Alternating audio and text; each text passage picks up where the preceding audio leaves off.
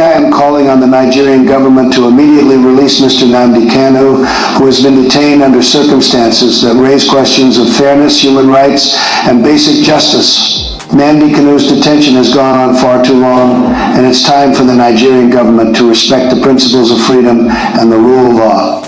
I have watched this situation closely, and I have seen how it has stirred deep pain, anger, and frustration among many Nigerians who feel that their rights and voices are being suppressed. Now, let me be very clear. If Mr. Kanu is not released by November 31st, 2024, my administration will begin the process of withdrawing medical. Let me be very clear. If Mr. Kanu is not released by November 31st, 2024, my administration will begin the process of withdrawing medical, financial, and humanitarian aid that we provide to Nigeria. The United States stands for justice and democracy, and we expect our allies to uphold these same values.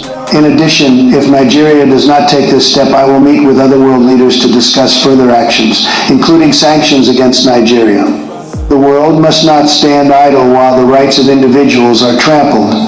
This is not a message of hostility, it's a message of hope, fairness, and accountability. We want to see Nigeria flourish as a nation, and I believe that respecting justice and human rights is key to a prosperous future for all Nigerians. Thank you, and God bless America. This is a shocking announcement that Donald Trump is going to fully recognize the people of Biafra. This was called the United States of Biafra. And I see Donald Trump begin to recognize Biafra and make it official that these people are up to be a country of their own. And I begin to look at the realms of the spirit. I begin to ask myself questions. What's the meaning of this and what's going on? Is it that the American people do not know what's going on here? Is it what Nigeria has accepted, or what is that?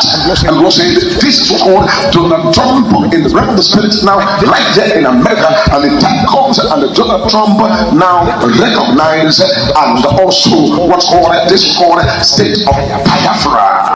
Understand someone like Nnamdi Kanu have been in castration of DSS for some years now, but if I think Nnamdi Kanu should be privy to this position of Anglo Abdullahi, what do you think will be running through his mind now? No, the reality is staring them on the face because whatever they projected didn't go that way. You know, they are now Muslim.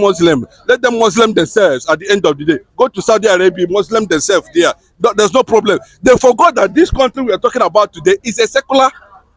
You don't have any business going to Arabs. To do what?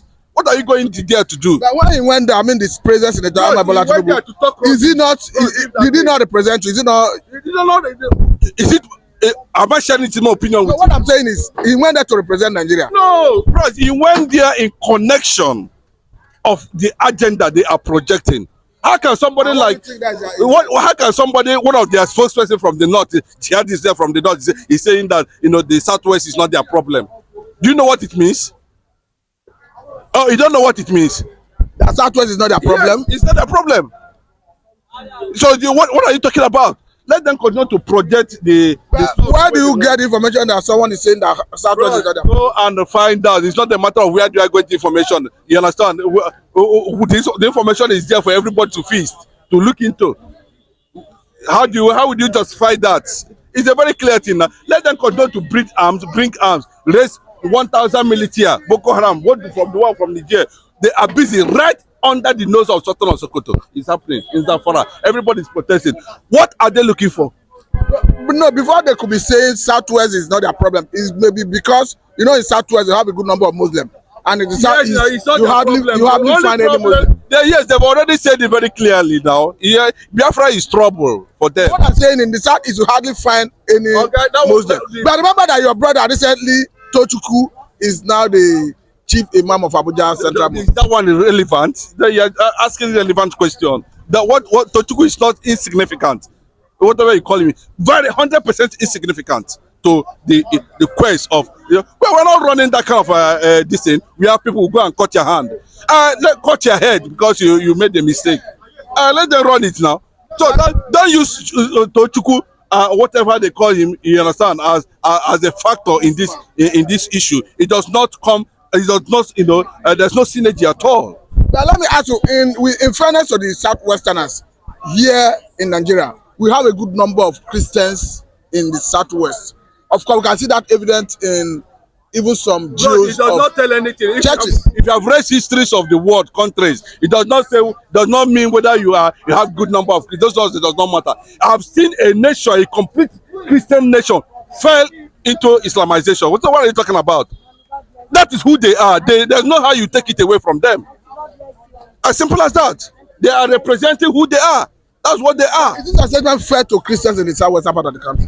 You don't understand what I mean by being fair. What do you mean by being fair? I'm telling you that it does not take anything. By the time they withdraw this thing, bros, anybody currently now, as long as it is where a particular family have, if they are 5, 3 or 2 is Muslim. What does that mean? What does that tell you? In every family, there are alternative communities, states that are purely Muslim in the West. So how are you going to do that? They cannot take away the fact that we have a good number of Christians in the West. The umbrella of it is that they will fall in that category. But it's not like that, because they've already said it with their mouth that Biafra is trouble, and they know that Biafra is trouble. It's like Biafra resilience is a major headache for some power bloc. It has always been. It has always been like that before now. You understand, because of the spread. You can't talk about. You can't ridicule an Igbo man this time around. You can't throw anything at Igbo man and you survive with it. We have to look into it. So what you are seeing now is a deliberate attempt, to disguise in another form and say, come. When Jonathan did the renegotiation of Nigeria, after they knew, did they talk? Didn't you see the Northerners walking away? They are sensing something. There's something they are sensing, but they'll continue to sense it for themselves. As simple as that. There's something they are sensing. It's no longer business as usual. If there's any form of love that's going to come from the eastern part of the country, bros, that one now is don't die. Okay, let me ask you this question directly. If there were to be a table available for conversation around Nigerian issue, and you are made a delegate to represent the Biafran interest, what would be your opinion? I will talk for 3 hours or 4 hours, and nobody should challenge me, because see, the whole thing is already bottled up. Everything that has to do with the enmity, the corruption, the build-up, the gang-up, the marginalization has taken over 60 years. Okay, let me say Biafra war 50 years or 54 years now, and nothing is being done. So what are we going there to negotiate? It has continued. What will be your position? My position is disintegration. What is the meaning of it? This is separate. Oh, haven't we given Nigeria enough opportunity? I don't know what you mean by Arab. I'm not an Arab. That's the outside way of saying separate. I'm not interested. That's the outside way of saying divide. I don't know. I don't want to know. Their own division is their own business. That Arab might mean another thing among them. You understand? So I don't know what is happening there. I don't know what they mean by Arab. What I'm saying is this: at this point, if I have the opportunity, I will project and advocate, for total disintegration of Nigeria. Nigeria is not a country, and it's a fraudulent entity because of the crude oil. It looks as if, if you see the way and manner they are playing it, it suits them. They want to see Igbo man suffer and die in penury. It makes them happy. That is what you are seeing. How many Igbos doing well in Nigeria currently? Even in the oil and gas sector, in every other, even in the banking industry. About, commercialization. We are talking about, industrialization. We are talking about invention. We are talking about being industrious.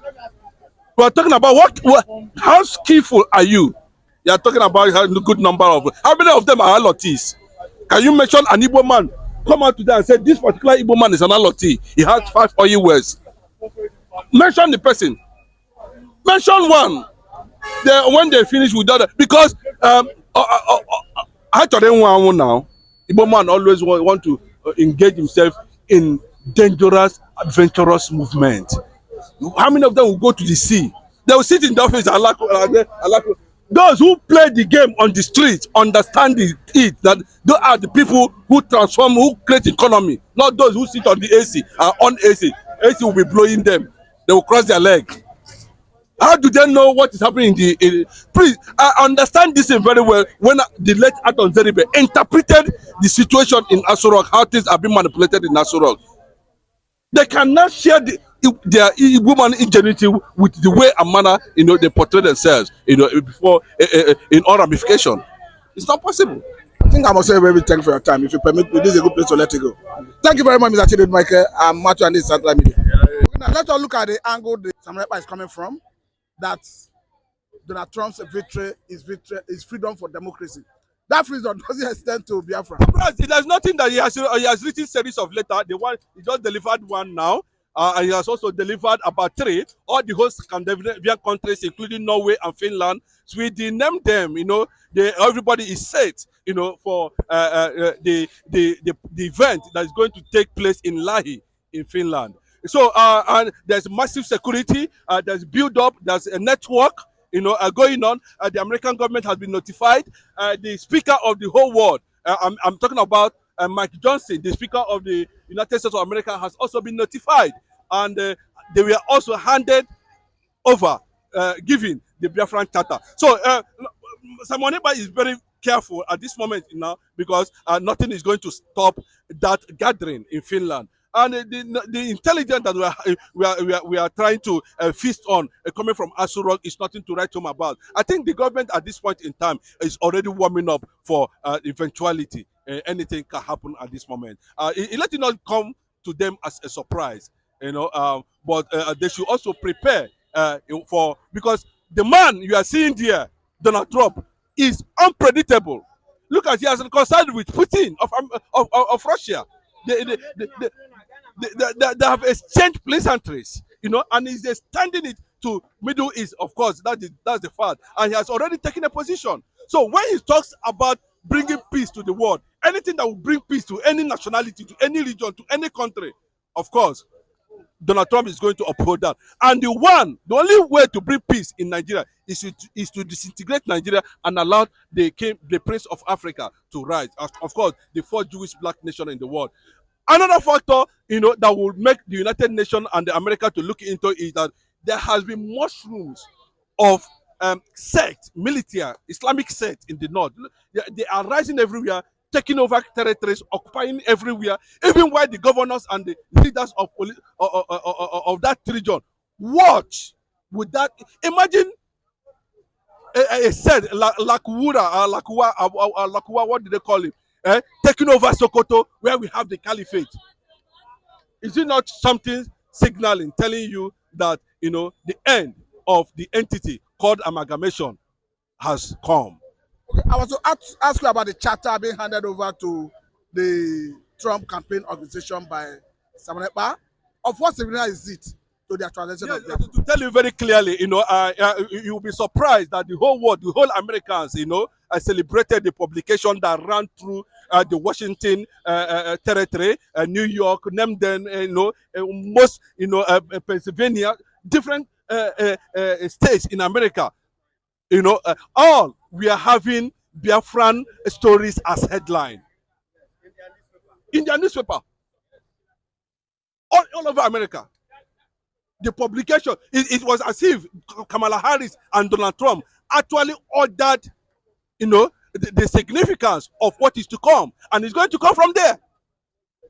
So when you see such thing playing out in the seat of power, all the camps of Donald Trump, all the camps of Kamala Harris, they were all seen with that publication from the Washington Independent. You can go and check your record if you find out yourself.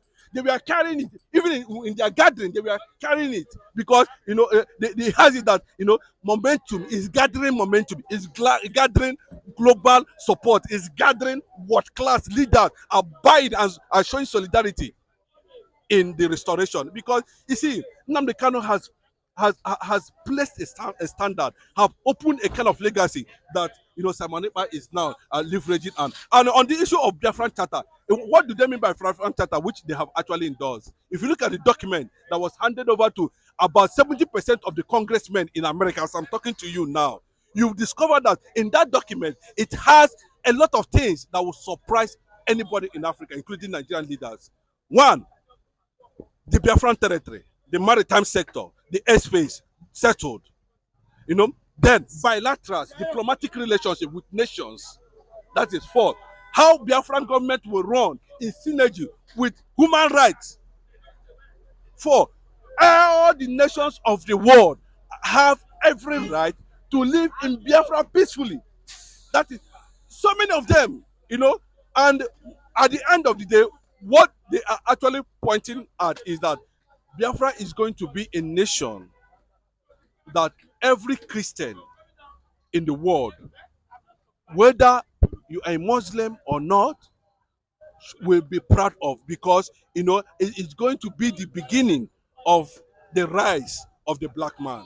Black man have actually lost it anyway, but the restoration of black man is linked to the rise of Biafra as a nation, and that is what is gradually playing out. Bros, Nigeria at this point, is still struggling with identity. Nigeria has no identity if you look at it properly. The only identity Nigeria have is corruption, stealing, marginalization, injustice, gang up. That's the only trademark that people that the world knows. Forget the romance. You can't. The same Trump. That some time ago, Bayo Ononuga was even mocking Trump. He said Nigerian version of Trump is P2B. But can they say it today to tell you how they behave?